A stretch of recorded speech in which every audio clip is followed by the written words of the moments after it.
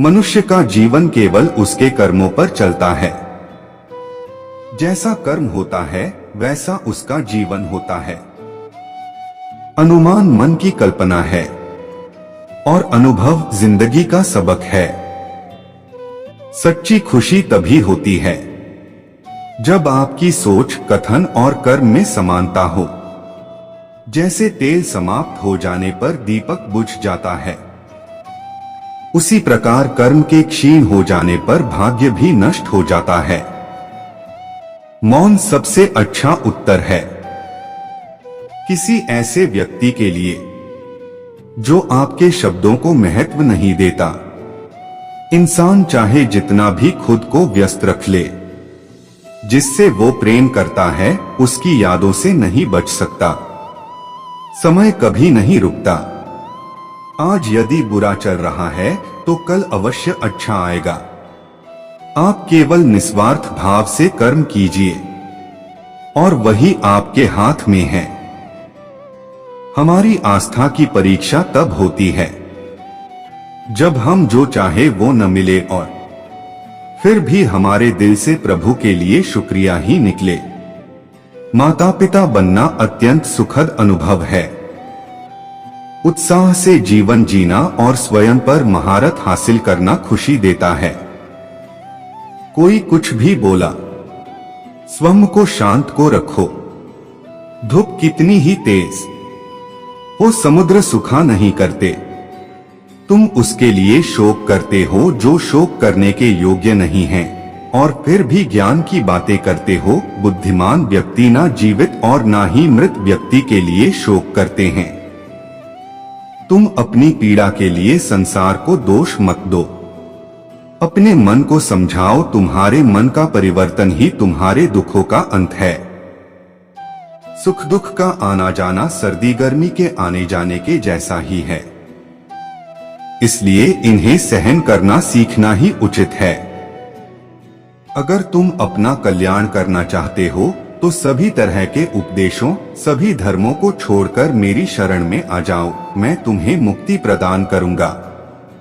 धर्म चाहे जो भी हो, अच्छे इंसान बनो। हिसाब हमारे कर्म का होगा, धर्म का नहीं। बुरा वक्त आपको जिंदगी के उन सच से सामना करवाता है जिनका आपने अपने अच्छे वक्त में कभी ख्याल भी नहीं किया होता है। किसी दूसरे के जीवन के साथ पूर्ण रूप से जीने से अच्छा है कि हम अपने समय के भाग्य के अनुसार अपूर्ण जिए। जीवन को भगवान से जोड़ दो, सब भगवान पर छोड़ दो। शांत रहना सही है, पर जब गलत हो तब नहीं। खुशियां मन की एक स्थिति है, बाहरी दुनिया से इसका कोई लेना देना नहीं है। जीवन ना कल में है ना आज में है, जीवन इस पल में है। इस पल का अनुभव ही जीवन है। हम दुनिया से कभी शांति नहीं पा सकते जब तक हम खुद अंदर से शांत ना हो। मनुष्यों को मोहमाया में पड़कर अपने कर्तव्य को नहीं भूलना चाहिए।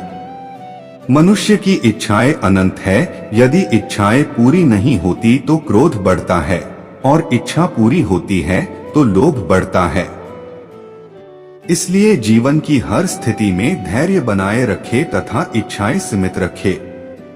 अगर तुम मनुष्य अपना कल्याण चाहते हो तो सभी उपदेशों, सभी धर्मों को छोड़कर मेरी शरण में आ जाओ, मैं कृष्ण तुम्हें मुक्ति प्रदान करूंगा।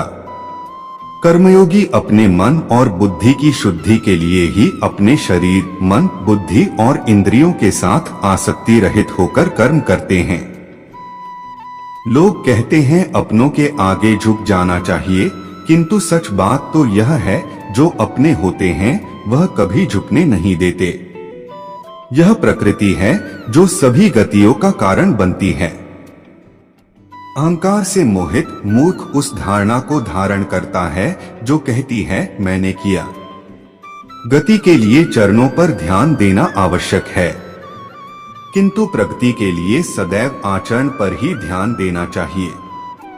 वो मूर्ख हैं जो प्रेम को बकवास कहते हैं। प्रेम इस दुनिया की जड़ है जिससे दुनिया बनी है। अपनी इच्छा की शक्ति से अपने आप को नया आकार दें। अपने आप को कभी भी स्वेच्छा से नीचा न होने दें।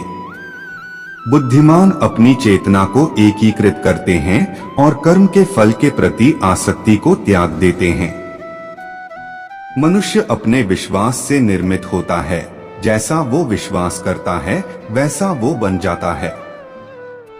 मन चंचल होता है, यह इधर उधर भागता है और किसी भी कार्य की एकाग्रता का दुश्मन है। लेकिन यदि यह व्यक्ति के वश में हो जाए तो इससे अच्छा कोई मित्र नहीं है। मन को एकाग्र करना जरूरी है, बस थोड़े से प्रयास और अभ्यास की जरूरत है। मैं हमेशा तुम्हारे साथ और तुम्हारे आसपास रहता है, चाहे तुम कुछ भी कर रहे हो। जीवन में आधे दुख इस वजह से आते हैं क्योंकि हमने उनसे आशाएं रखी जिनसे हमें नहीं रखनी चाहिए थी। जीवन में समय चाहे जैसा भी हो, परिवार के साथ रहो। सुख हो तो बढ़ जाता है और दुख हो तो बट जाता है।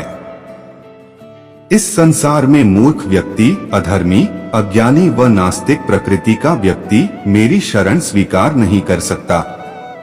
अपने जीवन में कभी भी ना किसी को आनंद में वचन दे, ना क्रोध में उत्तर दे और ना ही दुख में कभी निर्णय ले। मैं ही इस सृष्टि की रचना करता हूँ, मैं ही इसका पालन पोषण करता हूँ और मैं ही इस सृष्टि का विनाश करता हूँ। जो कुछ हुआ अच्छे के लिए हुआ, जो हो रहा है अच्छे के लिए हो रहा है, जो होगा वह भी अच्छे के लिए ही होगा।